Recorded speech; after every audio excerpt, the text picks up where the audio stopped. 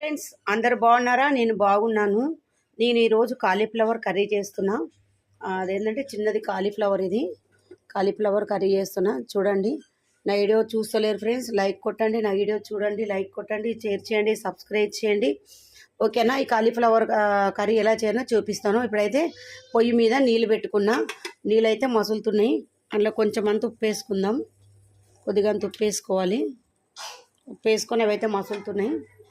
ఇప్పుడు ఇవైతే వేసేసుకుంటాను.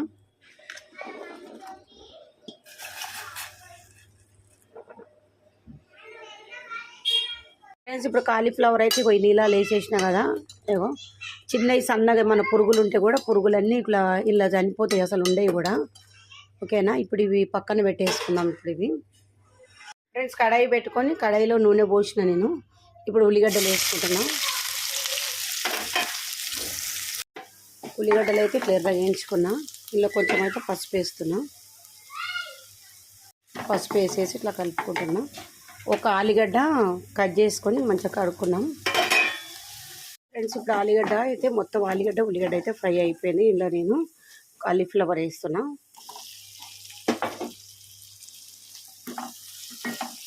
ఫ్రెండ్స్, ఇప్పుడు కాలీఫ్లవర్ అయితే అంతా మొత్తం కలిపేసుకున్నా. ఆలుగడ్డ కాలీఫ్లవరు.